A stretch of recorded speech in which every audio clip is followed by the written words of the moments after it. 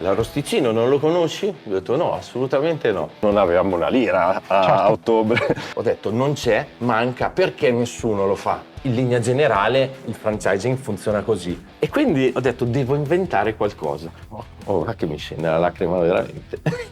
Quando mi ha detto questo io l'ho guardato e ho detto ok, va bene. Partiamo.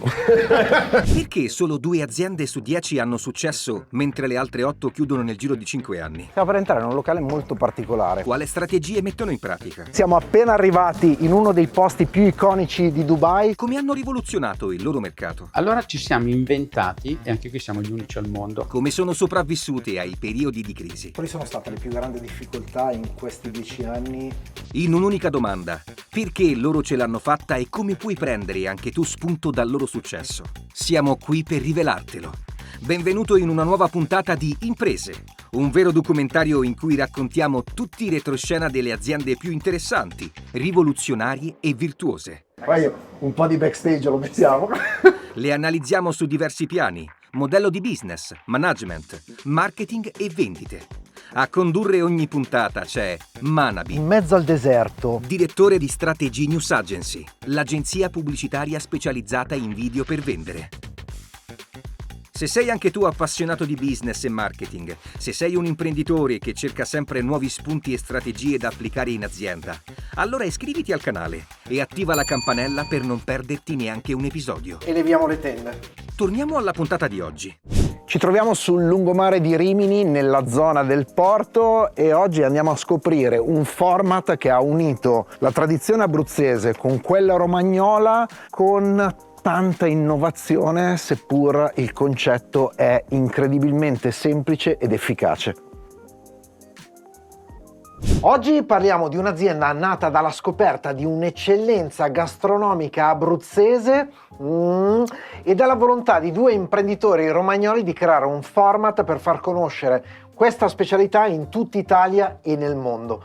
In questa puntata ci occuperemo di ristorazione e scopriremo come un'idea molto semplice, come quella di unire 2 prodotti tipici di 2 regioni differenti, sia stata una strategia talmente vincente da trasformare un piccolo chiosco del lungomare di Rimini in un concept dalle potenzialità infinite. Parleremo con Alessandro che ci racconterà come lui e la sua compagna hanno sviluppato questa idea e come siano riusciti in una sola stagione non solo a farla funzionare, ma addirittura a firmare un contratto per trasformare questa idea in un modello di business replicabile.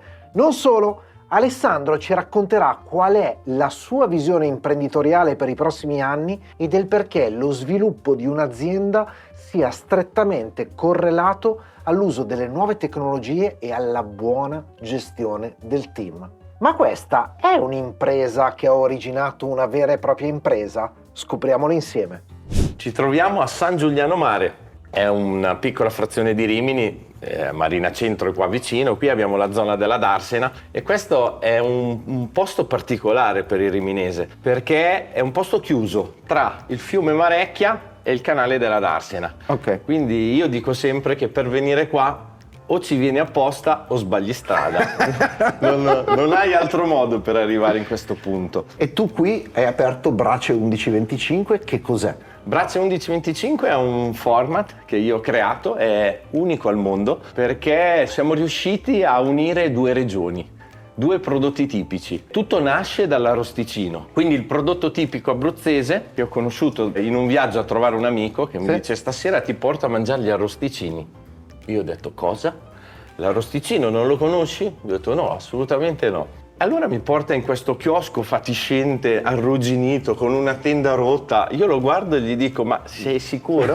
Proprio qua dobbiamo mangiare. Ma qua, lui mi guarda e fa sei a casa mia, fidati. E io mi sono fidato. È arrivata la prima brocca di arrosticini, l'arrosticino classico, il piccolino, e io prendo il mio primo arrosticino nella mia vita, lo addento, è stato amore a prima vista. Cupido mi ha lanciato una freccia e io mi sono innamorato di questo prodotto semplicissimo ma estremamente gustoso. Poi ho conosciuto l'Amaru e parlando abbiamo detto potremmo fare anche qualcosa insieme. Sì, ma cosa? E io scherzando gli ho detto potremmo fare un chiosco di arrosticini. E lei mi guarda e mi dice Sì, va bene. Io non me l'aspettavo. Innanzitutto togliamo subito una curiosità. 11-25 cos'è? 11-25 è una questione tecnica. Sì? Ve la faccio vedere. Questo è il fulcro. Mi posso avvicinare? Sì, questo è il fulcro del locale. Cioè tutto ruota intorno a questa macchina. La fornacella è 11 cm, quindi io 11 cuocio la carne. Poi, e qui adesso vi racconto l'evoluzione, la geniale idea dell'Amaru, cosa faccio? Questa è una maniglia telescopica, quindi mi permette di allargare e stringere, quindi io potrei cuocere spiedini o arrosticini di qualsiasi lunghezza, da 11 fino a 25 cm. Nel nostro caso particolare 25 perché? Perché poi prendiamo la griglia, Sì? la appoggiamo Sì? e sulla griglia facciamo le bruschette e il pesce. Quindi 11 carne, 25 pesce. Bellissimo. Sì. Io ero focalizzato sull'arrosticino. Sì. Ho detto non c'è, manca, perché nessuno lo fa? E l'Amaru mi dice ma scusa, siamo davanti al mare, ma ad agosto, con 40 gradi, ma chi ne mangia gli arrosticini? E oggi posso rispondervi che gli arrosticini si mangiano in spiaggia anche con 40 gradi, anche con 45 gradi. Ma giustamente mi dice siamo a Rimini, tradizione pesce, spiaggia, dobbiamo fare il pesce. Allora ci è venuta questa idea di fare un sondaggio. Io avevo appena fatto un sondaggio con un personaggio straordinario che mi aveva proprio insegnato come si crea un sondaggio. Sì. Facciamo un sondaggio e non facciamo nient'altro che prendere e andare in passeggiata e fermiamo le persone dicendo Bellissimo. che noi avevamo questa idea Sì. di fare questo chiosco con gli arrosticini e volevamo sapere se secondo loro era meglio solo arrosticini, era meglio il pesce o entrambi. E da lì le risposte sono state quelle che ci aspettavamo, cioè che il pesce ci voleva. E quindi abbiamo pensato, ok, pesce come? Che cosa di pesce? Il format arrosticino spiedino, spiedini di pesce, perché abbiamo fatto un verticale sullo spiedino. Da subito io gli ho detto, se facciamo questo chiosco, dobbiamo fare un format retail franchising.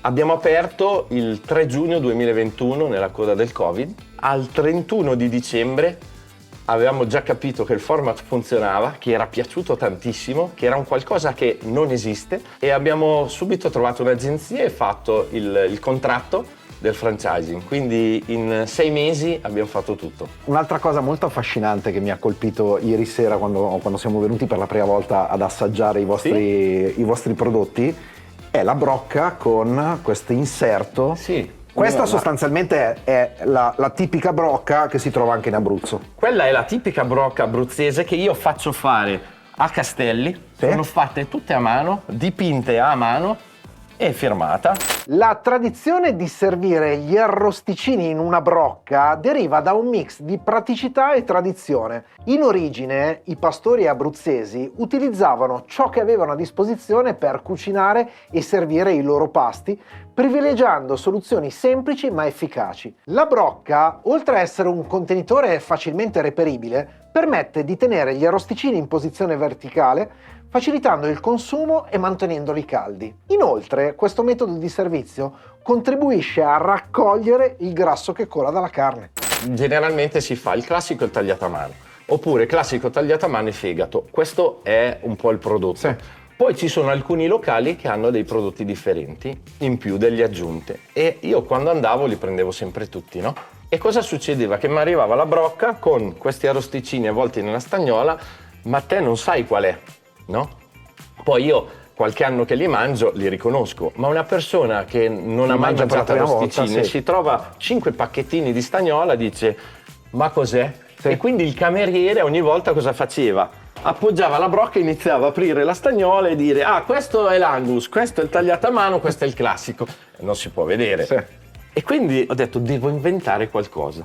Anche lì c'è uno studio, perché come lo facciamo?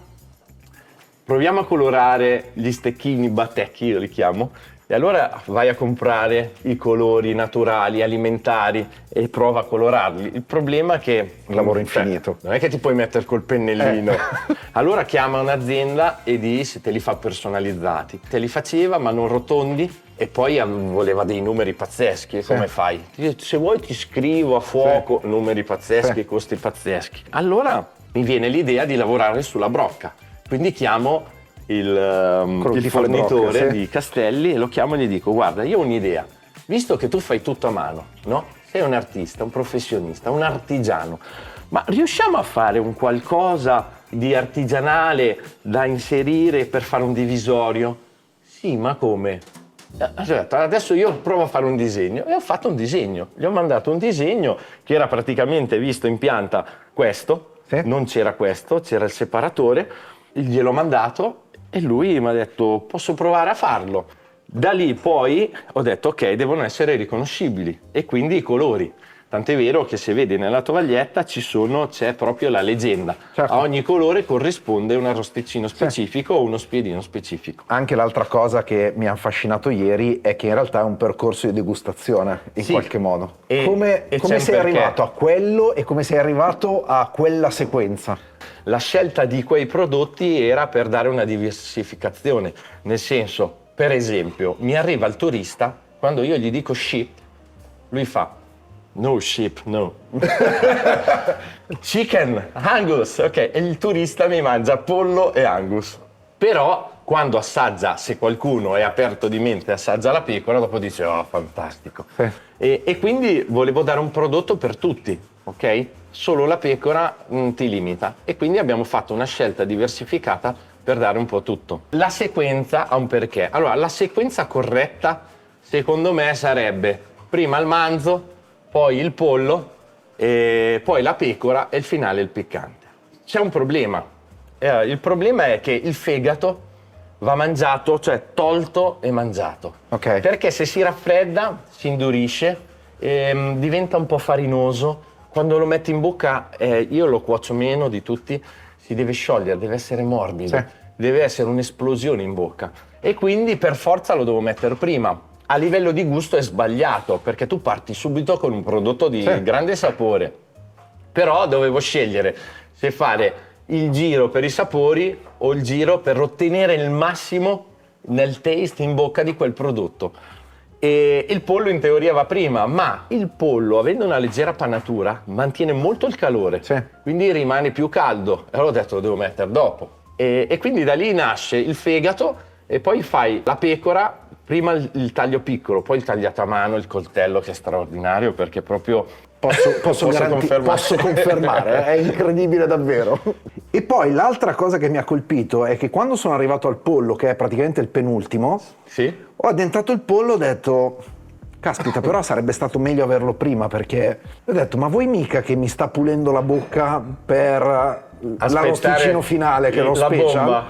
E così è stato. Allora, da un lato sì, e dall'altro, te l'ho detto, Sì. è una questione di temperatura. Sì. Perché l'hai mangiato, era ancora Sì. caldo. Sì, assolutamente. E quello mantiene proprio il caldo, Sì. quindi può stare anche qualche minuto che non ha problema.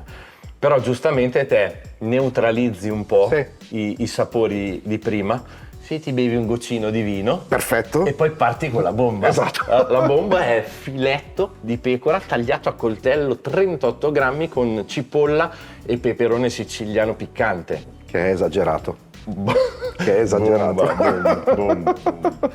Il percorso degustazione può essere una strategia di vendita molto efficace. Offrire ai clienti la possibilità di gustare vari sapori può incrementare la loro soddisfazione e stimolare l'interesse per prodotti che altrimenti non sarebbero stati ordinati. Inoltre, un percorso degustazione ben strutturato può rappresentare un'esperienza unica per i clienti, incrementando il valore percepito del ristorante e favorendo passaparola e recensioni positive. Qui torniamo a quel momento in cui con l'Amaru effettivamente decidete di lanciarvi in questa attività, e tu parti immediatamente: sì, ok, però se facciamo questa attività io la voglio già pensare come un franchising, cioè sì. non ho nessuna intenzione di partire col chiosco degli arrosticini No. fino a se stesso. No, io avevo comunque il mio lavoro, Sì. quindi era una cosa in più, ma effettivamente di avere un chiosco, un ristorante, assolutamente no. Però ho sempre ammirato il mondo del franchising, e quindi l'idea era quella. Ho detto: va bene, testiamolo, vediamo se funziona e poi vediamo come replicarlo. Sì. Quindi il progetto è già nato così. Poi è andato più veloce di quanto mi aspettassi, i casi della vita, cioè questa azienda che viene qua, capita a mangiare, mi lascia il bigliettino e quindi si è tutto velocizzato, perché io avevo una concezione che era quella che tu dovevi avere un locale almeno da un paio d'anni, 2-3 anni, cioè il format deve essere stabile, non è che puoi aprire va bene e quindi vuol dire che va bene, no, certo. L'anno successivo, eccetera. E poi ho sempre saputo che dovevi avere almeno 2-3 locali e quindi questo processo doveva essere a lungo termine. E questa agenzia mi dice, in linea generale il franchising funziona così, però noi potremmo anche farlo diversamente. Noi abbiamo degli investitori, abbiamo delle persone a cui se noi presentiamo un format e piace, possiamo farlo partire indipendentemente da avere 2 o 3 locali. L'importante è che il format funzioni. Certo. E quando mi ha detto questo, io l'ho guardato e ho detto ok, va bene, partiamo. Abbiamo fatto 2 format. Abbiamo fatto il format chiosco e abbiamo fatto il format ristorante. Ok. Quello che ti incide maggiormente sono 2 fattori. Uno è l'arredo e l'altro è il personale. Sì. Ok, ma se tu fai un ristorante con la concezione del chiosco, si pareggiano. Certo. Quindi hai solo l'incognita negativa del costo dell'arredo, ma che a sua volta si trasforma in positivo, perché certo, più posti a sedere hai e più fatturato tu riesci a fare. Sì. E quindi più grande è, meglio è. Sì. Quindi a questo punto l'incidenza del costo del personale tu la elimini come? Facendo una scelta che può essere anche controproducente, cioè la scelta è quella di non fare il servizio al tavolo. Se tu vedi il coperto Sì. è 0, ok? Quindi cosa vuol dire? Che tu non fai il servizio e non hai personale esterno. Sì. Una persona noi l'abbiamo, perché comunque riceve le persone, le fa accomodare, gli spiega il format velocemente come funziona e poi tu hai 2 modi per ordinare: o vieni alla cassa e fai la fila, oppure hai il tuo QR code, non devi neanche registrarti, che non è devi fare il login. spiegato per bene sulla tovaglietta. Sì, quindi tu inquadri il QR code, fai l'ordine e poi vieni alla cassa. Alla cassa paghi, scegli se pagare in contanti o con carta, ti prendi il bere che hai ordinato e Sì. ti do un cercapersone. Tu vai al tuo tavolo, quando suona vuol dire che c'è qualcosa di pronto, lo vieni a ritirare. C'è tanto impegno, c'è tanto lavoro, ma io mi sto divertendo. Mi sto Si divertendo perché ogni giorno creo, faccio, studio. E adesso sto integrando l'intelligenza artificiale per la creazione del format, per la creazione del menu, e quindi è un tassello in più. Certo. Tanto sarà la rivoluzione più grande, non c'è già. internet, Lo non è già. c'è Sì, cellulare, non c'è niente che sarà equiparato alla rivoluzione dell'AI. Sì. E tra l'altro questo è un chioschetto piccolino, ma io dico che penso che sono il chiosco più digitalizzato d'Italia. Adesso abbiamo detto il QR code, però tu puoi prenotare il tuo tavolo, abbiamo My Table Booking, quindi ti prenoti il tuo tavolo, Sì. puoi prenotare l'asporto, puoi prenotare anche la consegna. Noi abbiamo gli ombrelloni, la spiaggia e la darsena e facciamo la consegna all'ombrellone o la Bellissimo. consegna alle barche. E quindi tu inserisci o la spiaggia o il pontile, noi quando è pronto ti chiamiamo, arriviamo fino al pontile, tu vieni, prendi il tuo sacchetto e vai. E poi c'è tutta la parte di gestione di cassa, tutta la parte del magazzino industriale, quindi Certo. con i riordini, i minimi d'ordini, abbiamo un'infinità di KPI, penso di avere 39 KPI per guardare tutti i dati, tutti i numeri. Un'azienda funziona se i numeri tornano e i numeri vanno controllati. I KPI, Key Performance Indicator, sono indicatori chiave di prestazione utilizzati nella gestione aziendale per misurare l'efficacia di un'organizzazione nel raggiungere gli obiettivi prefissati. Essenziali per valutare il successo di varie attività aziendali, dai processi di produzione alle campagne di marketing, i KPI permettono di identificare punti di forza e debolezza, guidando le decisioni strategiche e operative per ottimizzare le prestazioni e la crescita dell'azienda. Senti, il locale è tipicamente estivo, ma in qualche modo vi siete organizzati anche per l'inverno e mi ha colpito anche Sì. quel particolare igloo che c'era Sì, fuori. quest'anno abbiamo inserito l'igloo perché proprio qua dentro c'erano 15-16 posti a sedere e quindi aprivi per fare 15 coperti. abbiamo detto, visto che facciamo una stagione lunga e difficile, riposiamoci. Sì. Però volevamo trovare una soluzione. E già dall'anno scorso avevamo visto questi glue e poi abbiamo detto, vabbè, cerchiamo di capire come metterlo. Alla fine ce l'abbiamo fatta. Siamo riusciti a capire come fare la richiesta di un permesso, come ci hanno detto sì, ho chiamato, ordinato. È arrivato, l'abbiamo montato, ci permette di avere altri 18 posti e quindi ci permette di avere una continuità annuale. Perché l'ho voluta? Non l'ho voluta per noi, ma l'ho voluta per i miei dipendenti. Perché ho dei dipendenti giovani, bravi, svegli, che hanno voglia di fare. E al giorno d'oggi è difficile, trovare un personale, ma soprattutto trovarlo bravo e motivato. Certo. E noi li abbiamo. Stavo rischiando di perderli. Perché giustamente finisci la stagione, rinizia marzo-aprile, uno giustamente deve guadagnare, magari va a lavorare da un'altra parte, si trova bene, da te non torna. Certo. E io ho formato una persona brava e l'ho persa. E per cui quest'anno, prima di ordinarlo, ho detto, guardate, c'è questa possibilità. Se lo faccio, lo prendo, l'inverno prossimo, rimanete voi a lavorare al chiosco? Sì. Ok, grandi, bonifico. Fa tanto effetto questi glue. Devi vedere quando piove, che figata che è. Sì. Questa settimana che era brutto, c'erano le persone dentro a mangiare, dicevano, con la pioggia è bellissimo. È innovativo, è moderno. Nel contesto sta bene, adesso lo vedete così, ma la sera con tutte le luci Certo. è particolare, molto bello. Siamo contenti di aver fatto questa scelta, ma sono contento perché veramente quello che ti ho detto prima dei ragazzi ci tengo particolarmente. Perché sono dei ragazzi che mi seguono, Sì. che hanno visto la nascita di questo progetto, mi viene da piangere, che hanno visto la nascita di questo progetto, hanno creduto in questo progetto e li sto formando. Io non devo più venire qua. Gli ho detto, io ragazzi ho un'azienda, devo fare l'imprenditore e devo seguire l'impresa e qua dovete andare avanti voi. Però se manca uno deve essere sostituibile, va che mi scende la lacrima veramente. Ma si vede che ci tieni. Sì, ci tengo, ma sono veramente bravi. E quindi tutti devono saper fare tutto. Cioè oggi uno è alla griglia, domani è in linea uno, dopodomani deve essere alla cassa. Perché questo? Perché adesso che partiamo con il franchising, con le prime aperture, andrò io e la Maru a fare la formazione, a fare l'avviamento, però domani non vado più io. Certo. Cioè io gli ho detto, adesso voi imparate tutto. Ti sta piacendo questa puntata? Allora immagina cosa potremmo realizzare per la tua azienda. Affida la tua azienda a chi è in grado di renderla memorabile e, soprattutto, più profittevole.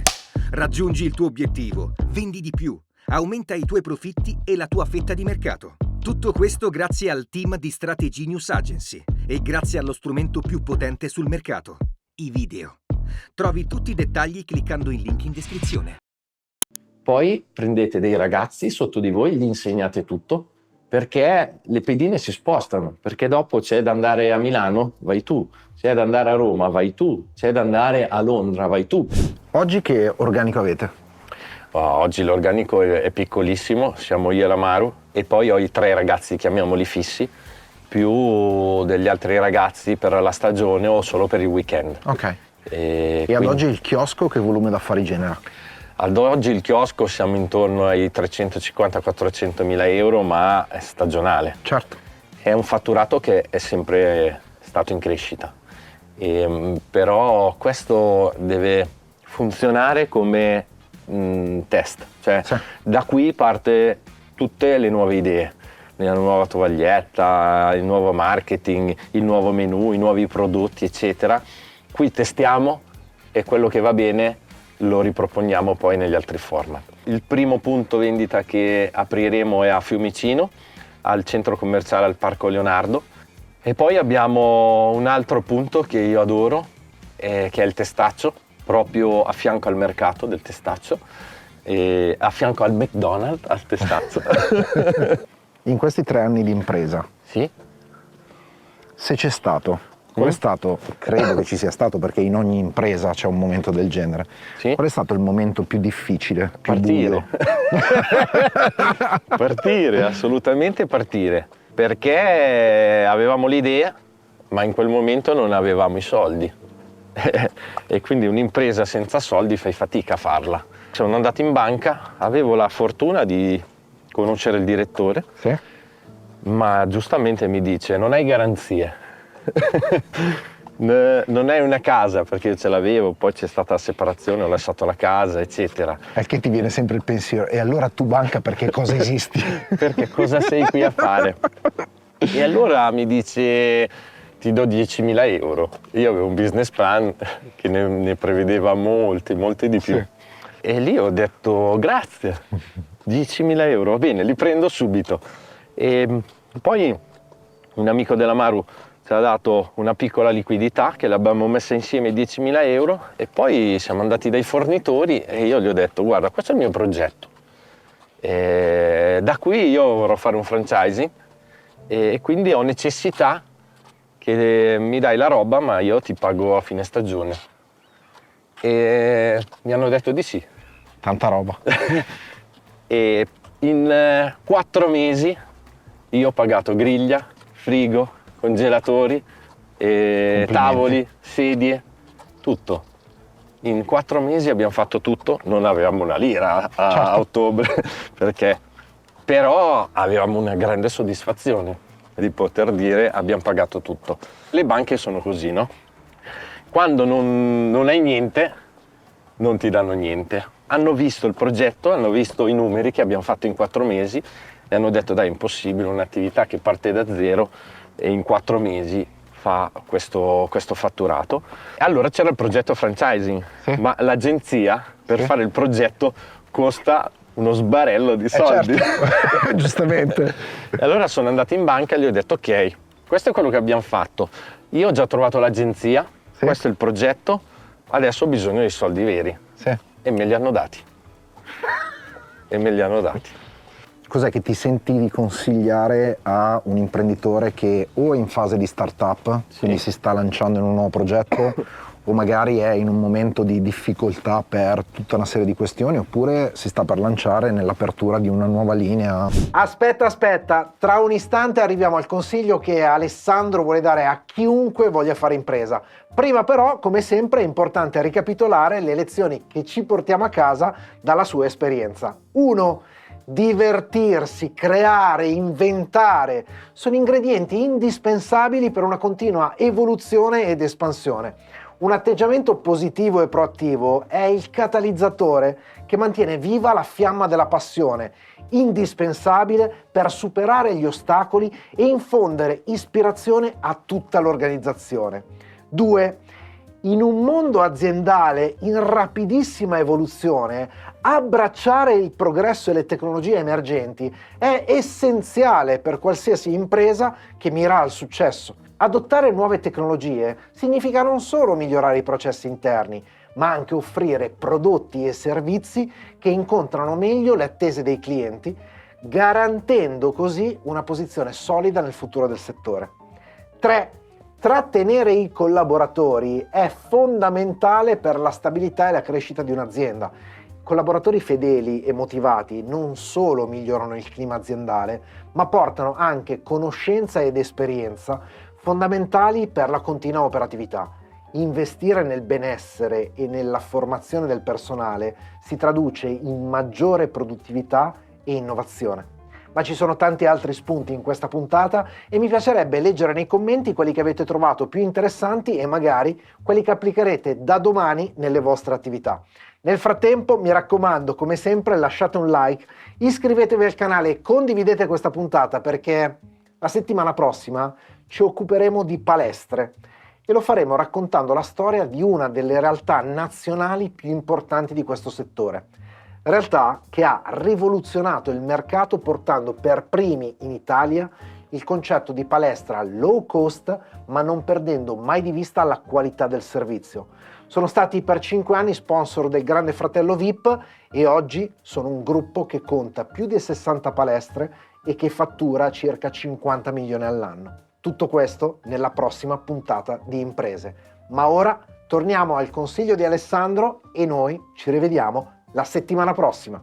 C'è sempre una soluzione, la devi trovare. Tu conosci la tua realtà, tu conosci il tuo problema e tu devi conoscere la soluzione. Poi qualcuno ti può aiutare, ti puoi confrontare, ma chi conosce bene la situazione sei tu. È difficoltosa, è dura, devi stringere, devi fare dei sacrifici, devi rischiare, perché il rischio nell'imprenditoria c'è sempre e ci sarà sempre. Nulla è sicuro che funzioni, però ci sono tante cose che possono avere una forte probabilità che funzioni. Per uno che deve partire, una startup eccetera, deve avere le idee chiare. E ci sono due modi secondo me per fare impresa o scegliere che impresa fare. O c'è qualcosa che già conosci e qualcosa che già esiste e tu la devi migliorare. Migliorare un qualcosa che magari già funziona e già è buono è difficile, devi avere una grande idea, cioè devi prendere qualcosa che c'è e cambiarlo in qualche modo, aggiungergli qualcosa che lo rende unico. Se invece vuoi veramente fare qualcosa di straordinario, devi inventare. Quindi devi inventare qualcosa che non c'è, come abbiamo fatto noi. Non è che non c'era, ho preso dei prodotti ma li ho messi insieme creando un format che non esiste. E è più difficile perché fai fatica a copiare qualcuno o a prendere spunto da qualcuno perché lo devi fare tu. Però hai un pubblico che lo devi creare, devi creare il bisogno del tuo prodotto e quindi è più difficile, ci vuole più marketing, ci vuole più impegno, però nel momento in cui riesci a farlo funzionare ci sei tu. Certo. Cioè la gente viene da te. Oggi a Rimini se uno vuole l'arrosticino viene da me, non hai il competitor. Ale, per venire ad assaggiare i vostri arrosticini, per avere informazioni anche sul franchising eccetera eccetera, sito che facciamo apparire qui è? Semplicissimo, brace1125.it. Sul sito trovate tutto, poi ci sono i social. Perfetto. C'è un po' di tutto, poi cresceranno sempre di più. Ale, grazie mille. Grazie mille a te. In bocca al lupo per tutto. Viva il lupo, crepi il lupo, perché ormai io non ho più viva capito il lupo. se si dice... Io preferisco viva il lupo. Io li dico tutte e due per sicurezza. Viva, crepi, viva, faccia quello che vuole, basta che va bene. Alla grande. E questo è il mio erede. Ciao! Lui è Andrea. Buongiorno! Lei è la mamma, Giorgia. Buongiorno. Ciao, buongiorno! Ciao.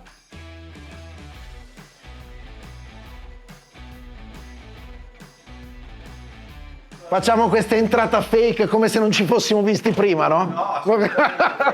Come è proprio la zona... Sì, non ho mai avuto un microfono in vita mia. Ma non si diverte con poco.